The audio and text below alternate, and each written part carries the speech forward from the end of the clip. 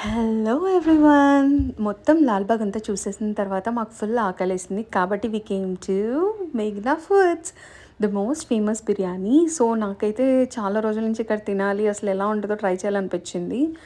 So ఇక్కడైతే నేను మా మమ్మీ డాడీ అండ్ భరత్ని తీసుకొని వచ్చాను. They are very happy, they also appreciated, అమ్మాయి బాగుంది మంచి ఫుడ్డే అని చెప్పి.